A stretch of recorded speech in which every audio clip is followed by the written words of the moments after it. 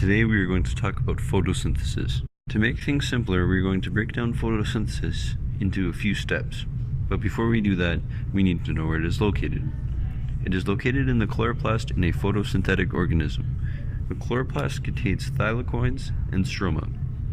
Thylakoids are the little hockey pucks inside of the cell, and the stack of hockey pucks or thylakoids is called a granum.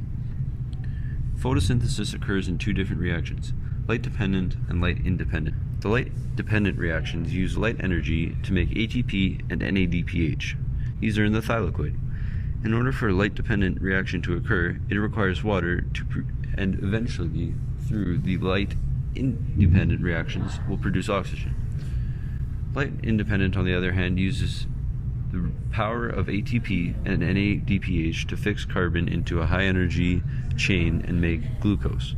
The first step is photosystem 2. It is where the light hits it and makes it into a high-energy electron. The light energizes the photosystem 2 to make it enough energy to leave.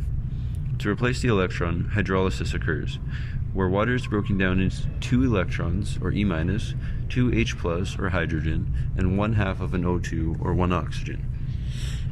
Or 1/2, since O2 or oxygen is diatomic. The second step is the electron transport chain. It is where the high energy electron from photosystem 2 is used to produce ATP and drops off low energy to photosystem 1. Third step, photosystem 1. The low energy from the electron transport chain originated from photosystem 2 is dropped off to photosystem 1 and uses light energy to release the high energy electron and transport it into the electron carrier. The high-energy electrons are taken with an H+ ion and bonded to NADP to form NADPH. When you add a negative, you therefore have less, which is why this is called reduction. Next comes the Calvin cycle. This is where the important part of photosynthesis happens and also occurs without light.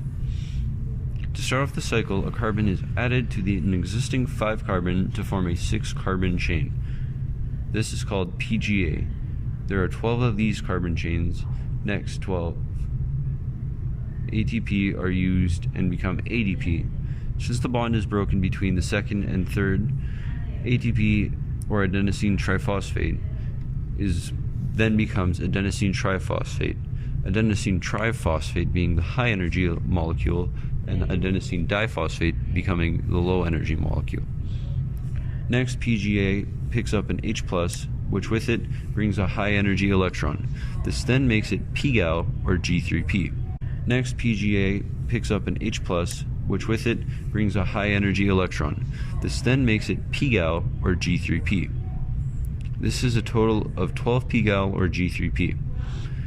2 of these pGal, or G3P, leave, and the remaining 10 are recycled. With the help of 6 ATP, which then form ADP by losing their third phosphate, breaking the bond and releasing the energy, these then get restacked into 5-carbon chains by kind of sewing them together and cutting them off at 5 and losing their high energy E-, or electron. Once they have done this, they are reinserted into the cycle and the cycle repeats.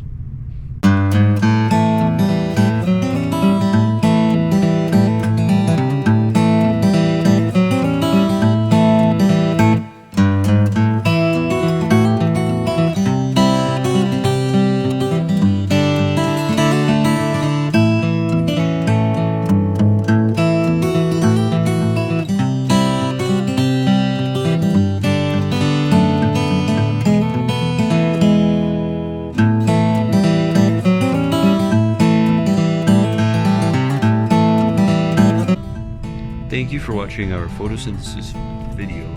Hopefully you learned something.